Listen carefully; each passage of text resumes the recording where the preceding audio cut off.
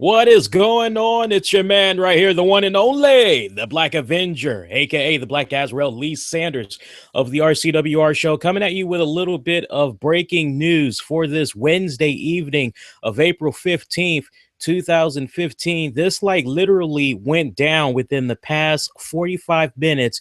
We first had talked about this in depth, only a few minutes long, but we did go in depth about this on our podcast edition of the RCWR show. It looks like former ECW multi-time champion, definitely a WWE alumni. You may be familiar with his work in TNA wrestling, as he was a commentator there since 2009.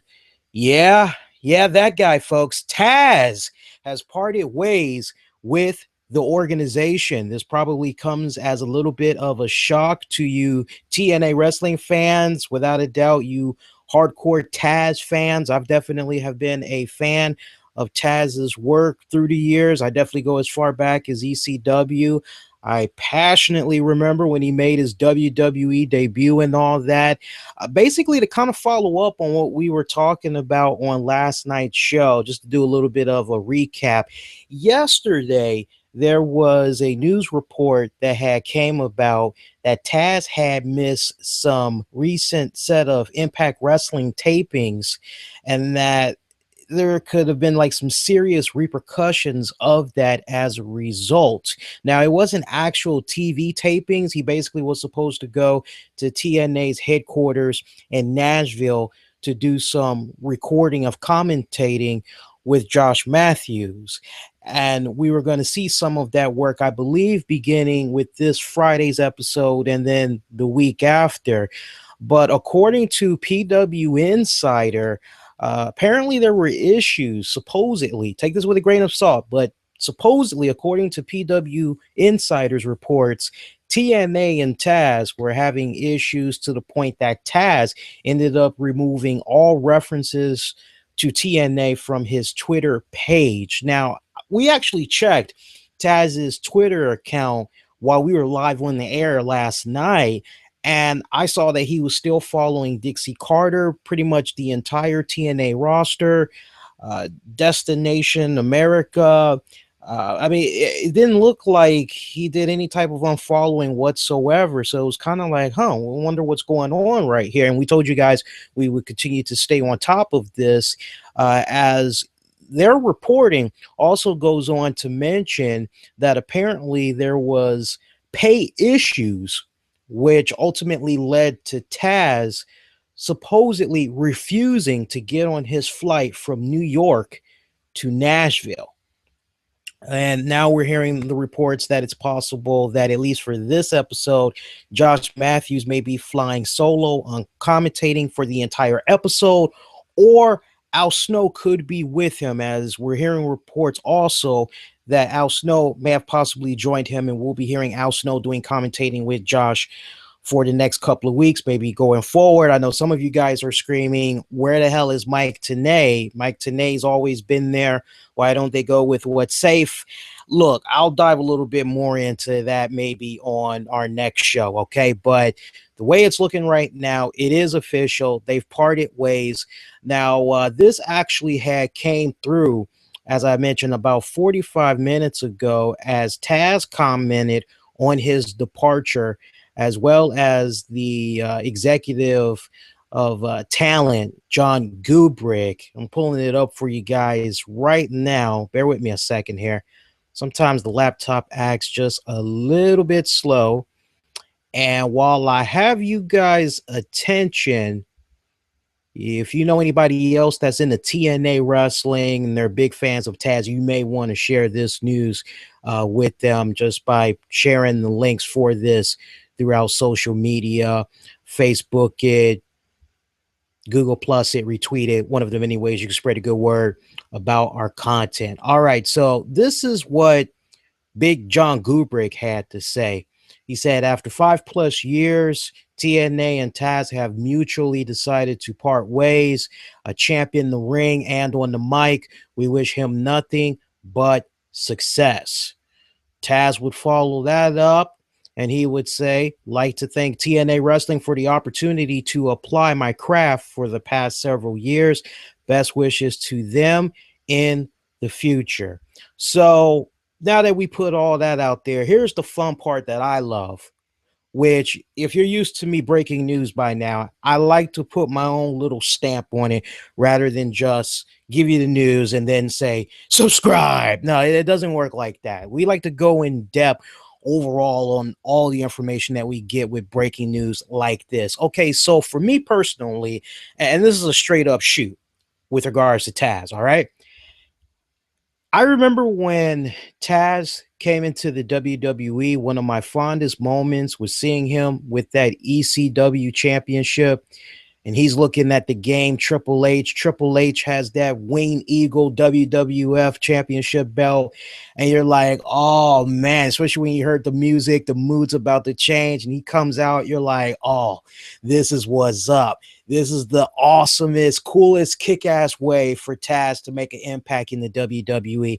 And then we see this match go down where it's championship belt versus championship belt up for grabs. Winner takes all. Basically, when it was all said and done, the way they had the match set up or whatever, I think they said like whoever wins that championship belt will like become defunct or something like that, or it'll be converted over, something weird like that. And long story short, this was at a time where Triple H was just going through his burial of people. He won that match, pissed a lot of people off, especially the hardcore ECW Taz fans, and pretty much Taz wasn't really the same after that, although he had one fantastic feud with Jerry Lawler. I think we all could be in agreement about that. He was the voice of the Alliance. It really wasn't the same when you think about the Alliance and all that. But, I mean, that was really it for his WWE run. ECW, fantastic. You could take like a boatload of matches in ECW. We'd be here talking all night if I gave you Taz's greatest hits from ECW. But great work in ECW. I know in early 2002, we saw him do his thing with WWE commentating. It began with Sunday Night Heat, a little rough around the edges, but in due time, kind of seemed like he really was starting to come into his own. Me personally, I know a lot of people had enjoyed his commentating work with Michael Cole. I actually enjoyed it when he was working with Jim Ross. I thought on a personal level, the experience that he was getting from Jim Ross was bouncing off. It was rubbing off on him very, very well. And I definitely was shocked to learn when WWE had decided to part ways with Taz. And Taz even offered to wrap up his responsibilities at that respected year's WrestleMania, because he went commentating, he went from like 2002 to 2009. So he was very interested in commentating, I think, for that year's WrestleMania, but they were like, no, that's okay. Taz found a job promptly in TNA Wrestling, where shockingly, to the disappointment of some fans, he replaced Don West. I miss Don West to this day. I still think it's one of those head-scratching moments where it's like, why in the world did they get rid of Don West? Because that man could freaking sell. I mean, he was so passionate about everything that he was talking about. You see the man turn beet red. I'm not kidding. If you look on YouTube or Daily Motion and find some Botchamania videos, I don't know, maybe you could type in Don West Botchamania. You'll see like some hilarious stuff where like he's saying something like crazy, something's going on backstage in a TNA segment or whatever, and the camera accidentally cuts to him and Mike Tenay, and you see them reading their script, and you see Don West, he's like skim reading real fast, he's trying to hurry up, and he's like, we gotta go to the back, let's go, it's insane. And you're like, wow, he's literally reading that with such conviction in his voice. But yeah, it's still one of those head scratching moments where you're kind of like, what the hell happened with Don West? But I mean, Don West, I'm trying to remember. I think he was like about to become a manager, because I remember he was like a mouthpiece at some point, I think for Low Key maybe or whatever. And then they just like slowly and quietly just phased out Don West as Taz came on board. And so many people that I know over the years, when it came to Taz's commentating with the TNA product, a lot of people, they could not stand him. I don't know if maybe it was because of his Brooklyn accent, or if it was because of the way he would commentate. Like typically when he would commentate, and I'm not mocking him for his accent, I'm just good at impersonations for the most part. You know, when he would commentate, it'd be like, "Oh, Mike, hey, oh, look at that. Oh, that was a good drop kick. Whoa, watch out." You know, he'd be talking stuff like that. And I guess for some people, you know, they want a little bit more, especially those that like grew up on the Jim Rosses. Um, Interviewees like Gordon Sully, Mean Gene Okerlund, you know, they want for those commentators to like really tell that great riveting story without being too wordy and all that, still being captivating and still keeping you at the edge of your seat. And I guess for a lot of people, they really didn't appreciate when Taz came on the scene. However, give Taz his due. I will definitely admit, like the first 3 years that he was there in TNA, it was definitely a little bit rough. And I think that was largely in part because he was trying to get himself familiar with that TNA roster. So, I mean, we kind of got to give him a little bit of slack there, whether you all, you know, want to admit it or not. We have to give him that due. But I think, bless you, and bless you again. I think after that time, I think after that time frame, you know, he started to get better. But, you know, sometimes when you would turn on an episode of TNA Wrestling, it was kind of like, what type of Taz are we going to get? Are we going to get a Taz that's going to kind of seem a little bit, what's the right word, disingenuous with the product that he's watching, you know? Or are we going to get a Taz that's like very excited, very pumped up, that he's getting ready to see like what he knows is going to be like a 5-star match, and his commentating really shines because he's able to just really connect with those guys that's in the ring, and he's able to tell that story for the viewer. Sometimes it was kind of like, which Taz are we going to get? So, you know, when I think about his time in TNA Wrestling, a lot of bad moments towards the end, though. Like, I would have to say he was there from 2009 till now. So, what's that? 10, 11, 12, 13, 14, 15. So, like, almost close to 6 years. I would have to say the last 3 years he was putting in some solid work. Once he started to get very familiar and very comfortable with the TNA format, with the roster and everything, I think he was really starting to come into his own. I think this sucks. I definitely will admit, as I have been watching the TNA product since they've been on Destination America, I actually have been enjoying his work with Josh Matthews. It kind of seems like now they're more focused on, you know, calling the action, trying to tell that story. Whereas before, Taz kind of seemed like he was really just all about the comic relief and all that, not really taking things too serious, just kind of half-assing it. I was really enjoying what he was doing with Josh Matthews. I thought that was a really good pairing right there. It actually does suck. At the same time, as far as what's going on with this whole, was it pay? Was that the reason why him and TNA couldn't work it out? That's for Taz to discuss if he wants to discuss it on his podcast. It's really none of our business. What I will say, though, I will say that I think TNA Wrestling should have never plugged his podcast to begin with. And I'm going to tell you the reason why. First, let's rewind a little bit. You guys remember at one point Taz said something along the lines of, in 2013, that it was, well, he didn't say it outright. It's how many people interpreted it.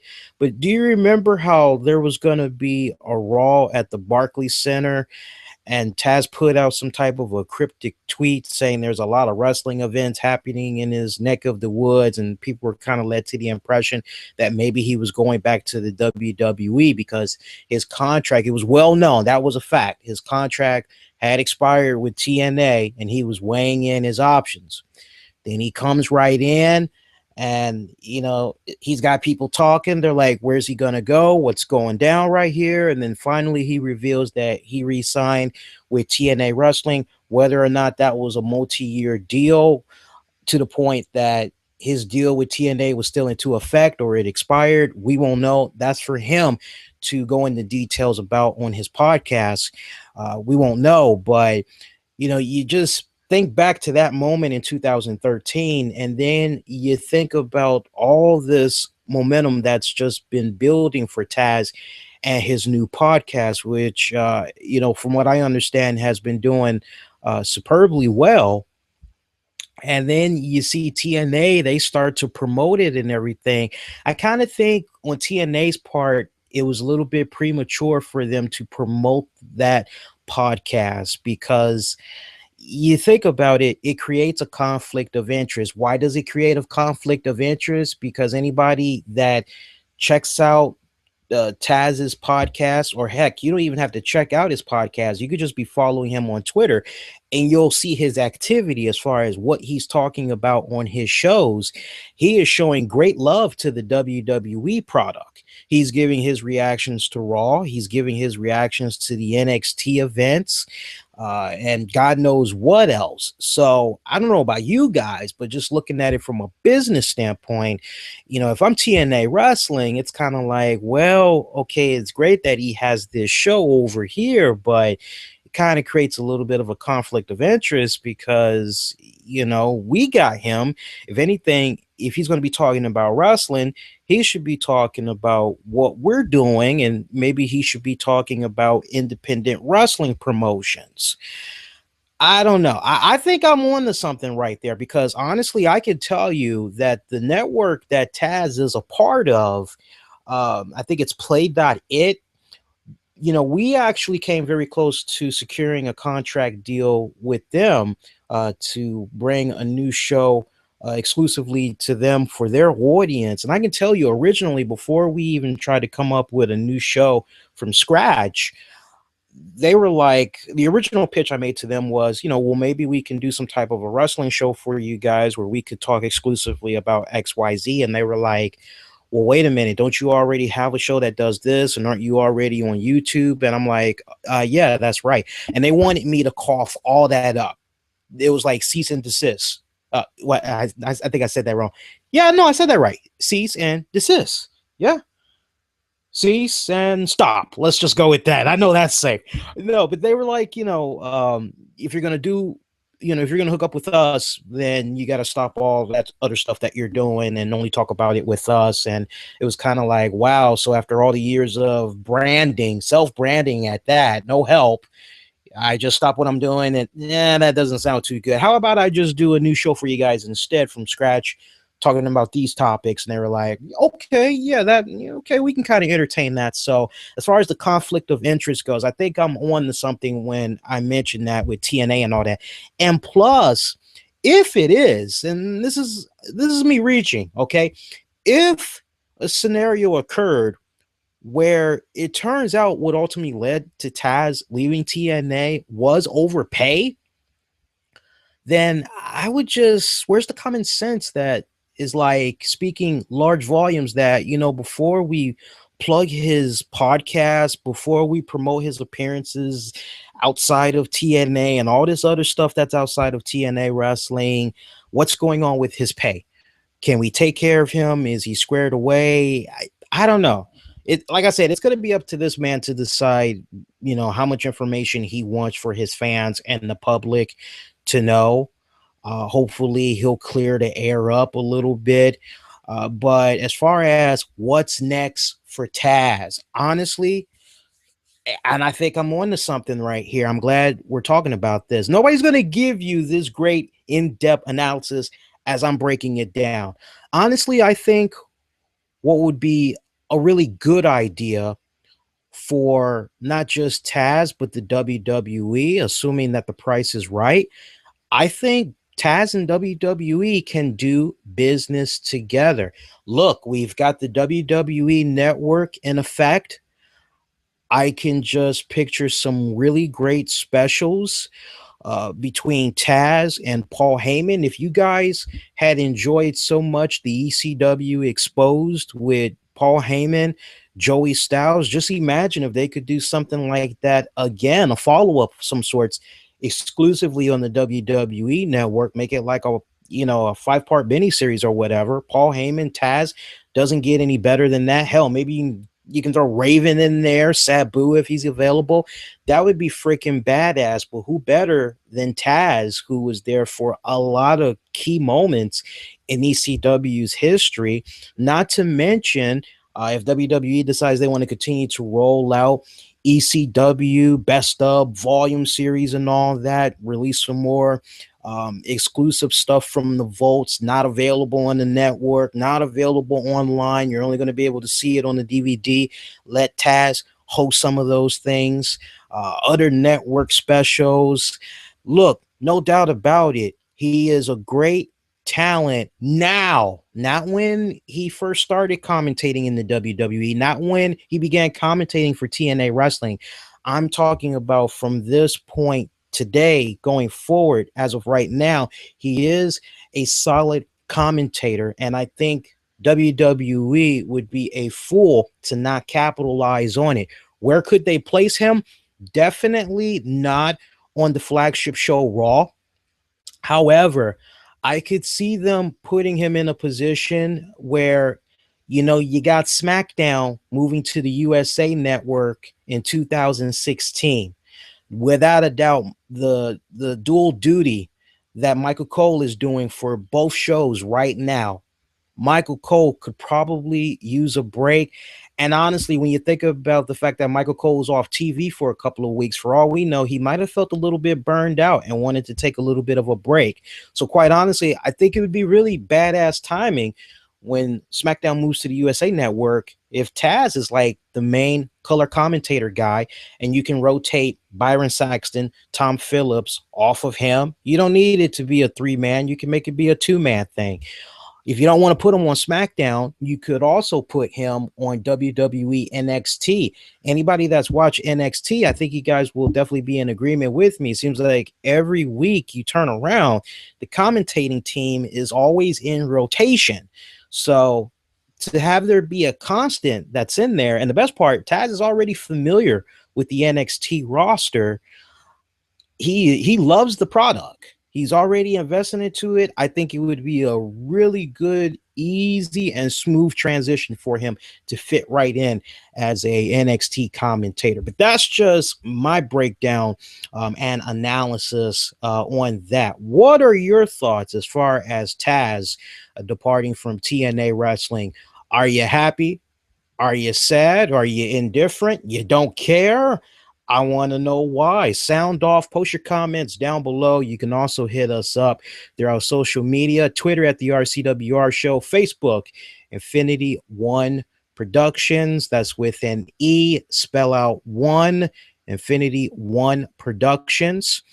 And we'll definitely follow up on what you guys have to say next week on our Tuesday night live radio / podcast edition of the RCWR Show. You'll be able to catch that 10 p.m. Eastern on Spreaker.com. 10 p.m. Eastern, Spreaker.com. All the links you need is in the episode description. If you won't be able to join us live, even more the reason you should check out those links down below, as you'll be able to check us out on various platforms like iHeartRadio, iTunes, Stitcher. My God, we're like everywhere. Just use keywords Bing, Google search the RCWR Show. And if it's your first time checking us out, I'd love to have you subscribe to us so that you never miss out on all the great content we do for you here on a weekly basis, whether it's breaking news like what we're doing right now, great reviews, I mean, you name it, interviews. We got a little bit of something for everybody. Great stuff in between. So do hit that subscribe button and make sure you give this a thumbs up, because when you do give it a thumbs up, you're showing your support and appreciation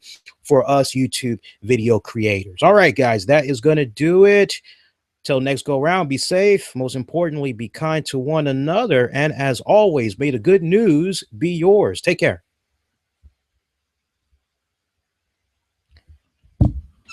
Oh, that was good.